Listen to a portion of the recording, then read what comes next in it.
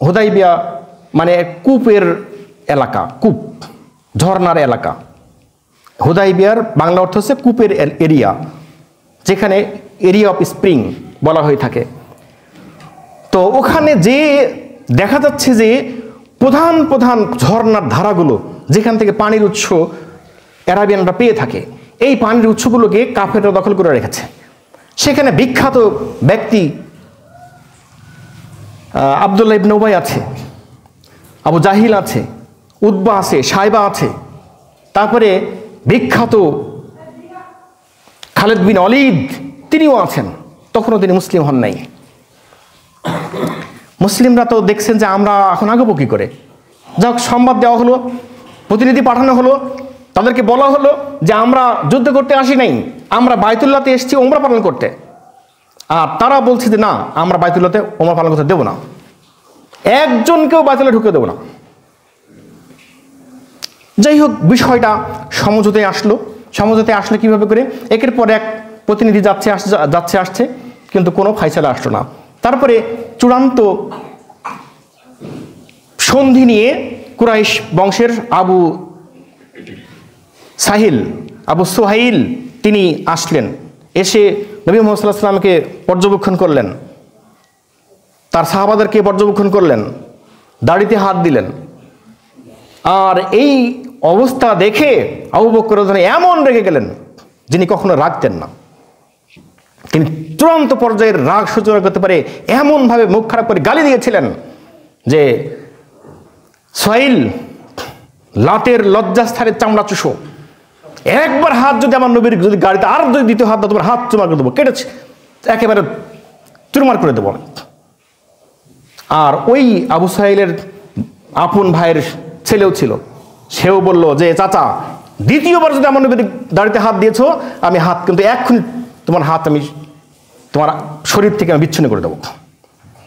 ও খালি পর্যবেক্ষণ করছে যে কি সাহস, এদের কি মানে মর্যাদা দেয় নবীকে, এটা পর্যবেক্ষণ করলেন। যাক, সিদ্ধান্ত হলো যে এইবার তোমরা ওমরা করতে পারবে না। মুহাম্মদ সাল্লাল্লাহু আলাইহি ওয়াসাল্লাম মনটা খারাপ হলো, ওমরা পালন করবো না, এতক্ষণ পর্যন্ত তোমাদের তাই বোঝানো হচ্ছে আমরা ওমরা করতে যাবো, আমরা যুদ্ধে যাচ্ছি না। তিনি বললেন যে সন্ধিতে আসো, সন্ধি চাই, চুক্তি করতে হবে, আমাদেরকে চুক্তি বসতে হবে। ঠিক আছে, মুহাম্মদ সাল্লাল্লাহু আলাইহি ওয়াসাল্লাম পারমিশন দিলেন, চুক্তিগুলো বলো। বললেন যে এইবার হজ করা যাবে না, এইবার ওমরা করতে পারবে না, আগামী বছর ওমরা করতে পারবে। মুহাম্মদ সাল্লাল্লাহু আলাইহি ওয়াসাল্লাম চুপ থাকলেন। এরপরে 4টা পয়েন্টের মধ্যে একটা গুরুত্বপূর্ণ পয়েন্ট দিয়ে, আগামী 10 বছর তোমাদের সাথে আমাদের কোনো যুদ্ধ হবে না। মুহাম্মদ সাল্লাল্লাহু আলাইহি ওয়াসাল্লাম চট করে বলে ফেলেন, চুক্তিতে আমি রাজি আছি। চুক্তি সম্পন্ন হওয়ার জন্য এই চূড়ান্ত পর্যায়ের মুহাম্মদ সাল্লাল্লাহু আলাইহি ওয়াসাল্লাম এটাই শুনে রাজি হয়ে গেলেন। আর সাহাবারা গড়গড় করে জ্বলছেন, কোনো সন্ধি হবে না, কোনো চুক্তি হবে না, কোনো চুক্তিতে আমরা বিশ্বাসী নই, আমরা ওমরা করতে এসেছি, ওমরা করতেই যাব, মরতে হয় মরবো, তবু ওমরা করেই যাব। মুহাম্মদ সাল্লাল্লাহু আলাইহি ওয়াসাল্লাম সাহাবাদেরকে বুঝালেন, তোমরা শান্ত হও, চুপ করো।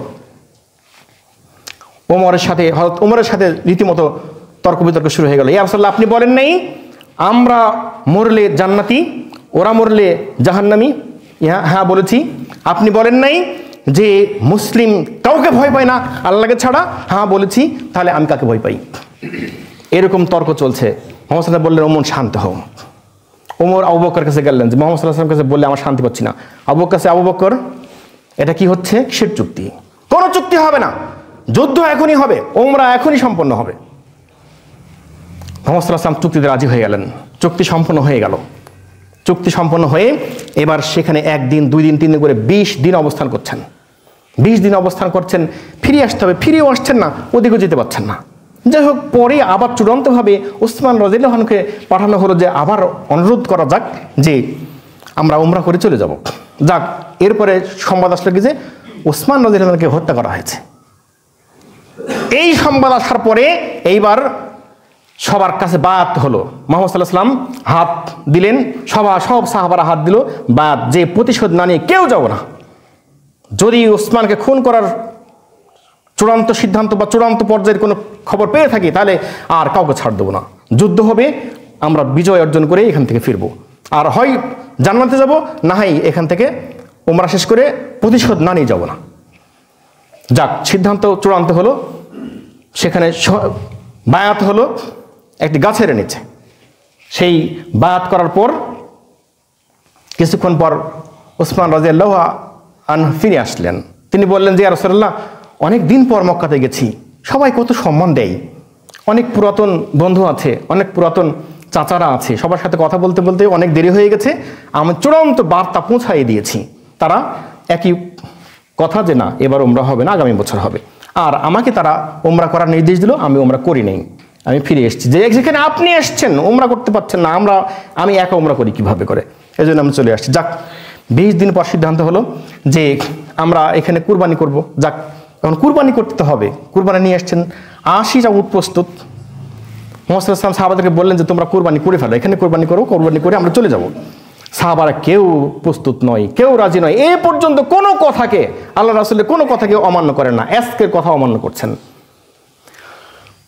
তাবুতের ভিতরে যে মুহাম্মদ সাল্লাল্লাহু আলাইহি ওয়াসাল্লাম বিমর্ষ হয়ে বসে আছেন, হঠাৎ করে উম্মে সালাম বললেন, ইয়া রাসূলুল্লাহ, কি হয়েছে আপনার? আপনি ভাবছেন, আপনি কি ভাবছেন? আপনি জায়েদকে সঙ্গে করে নিয়ে আপনি আপনার উট কুরবানি করে ফেলেন, আপনি মাথা মুন্ডন করে ফেলেন, তারপরে দেখেন কি হয়। তখন মুহাম্মদ সাল্লাল্লাহু আলাইহি ওয়াসাল্লাম ছোট বাচ্চারা যেভাবে হাসে, আনন্দ হলে হাসলেন যে উম্মে সালামা, তুমি এরকম একটা বুদ্ধি আমাকে দিলে, আলহামদুলিল্লাহ, খুব ভালো। তিনি জায়েদকে সাথে করে নিয়ে কুরবানি করে ফেললেন, আর সব সাহাবা দূর দূর করে এসে মাথা সেটে কুরবানি করে ফেললো, আলহামদুলিল্লাহ। যাক, কুরবানি করার পরে এইবার 20 দিন পরে চলে যাচ্ছেন। আল্লাহ রাসূল অপেক্ষা করছিলেন যে কি হয়, আল্লাহর কোনো বাণী আসে কিনা, আসলো না। এইবার পথের মধ্যে চলে আসছেন ফিরে, আল্লাহ সহ্য করলেন না। আল্লাহ বললেন, ইন্না ফাতাহনা ফাতাহাম মুবিনা, নবী হে, যে কাজটা করলা এটা তোমার স্পষ্ট চূড়ান্ত বিজয়, এর চাইতে বড় বিজয় আর তো নেই। তুমি সন্ধি করেছো, সন্ধি করে ফিরে যাচ্ছ, এটা তোমার বিজয়। রাস্তার মধ্যে বিজয় এর নিশানা পেয়ে গেলেন। এরপরে আল্লাহ রাব্বুল আলামিন একের পর এক সূরা ফাতির আয়াতগুলোকে নিয়ে আসছেন, আর পর্যায়ক্রমে আল্লাহ বলছেন, ওয়াদাল্লাহু মাগানিমা কাসীরাতান তাখুযুনাহা, আমি আল্লাহ তোমাদেরকে গনিমতের সম্পদের প্রতিশ্রুতি দিচ্ছি। এত পরিমাণে মাগানিমা কাসীরাতান, এত পরিমাণে সম্পদ গনিমতের তোমাদেরকে আমি দেব, তোমরা চিন্তাই করতে পারবে না। হযরত ওমর ছুটে আসলেন, এসে বললেন, জি ইয়া রাসূলুল্লাহ, এটা বিজয়। হ্যাঁ বিজয়, এটা বিজয়। হযরত ওমর বললেন যে হাই হাই, কি করলাম কি করলাম কি করলাম। যতদিন পর্যন্ত বেঁচে ছিলেন শুধু আফসোস করেছেন, হাই হাই হাই, কি করলাম। আবু বকর বুঝলাম, আমি বুঝলাম না কেন। নবীর সাথে তর্ক করলাম যে ওমরা না করে ফিরে যাবো, আপনি কেন সিদ্ধান্ত নিচ্ছেন। এই যে একটা তার মধ্যে আফসোস, হাই হাই হাই, শুধু হাই হাই করেছেন। রাষ্ট্র ক্ষমতা পেয়েছেন, অনেক ক্ষমতা পেয়েছেন, তারপরেও তার অন্তরে শান্তি ছিল না। মৃত্যুর আগ পর্যন্ত যে নবীর কথা কেন আমি বুঝতে পারিনি, আল্লাহ দিলেন চূড়ান্ত বিজয়, আর আমি সেটা বুঝলাম না। চুক্তি হচ্ছে, লেখছে মুহাম্মদুর রাসূলুল্লাহ, মানি না মুহাম্মদ রাসূলুল্লাহ কে, এই নিয়ে সমস্যা। আর এখানে তুমি মুহাম্মদ রাসূলুল্লাহ বলছো। আলীকে বললেন, আলী কেটে দাও ওটা। আলী বললেন যে না, আমি এটা কাটতে রাজি নই। মুহাম্মদ সাল্লাল্লাহু আলাইহি ওয়াসাল্লাম বললেন, জায়গাটা আমাকে দেখাই দাও। দেখাই দিলেন, মুহাম্মদ সাল্লাল্লাহু আলাইহি ওয়াসাল্লাম কেটে দিলেন।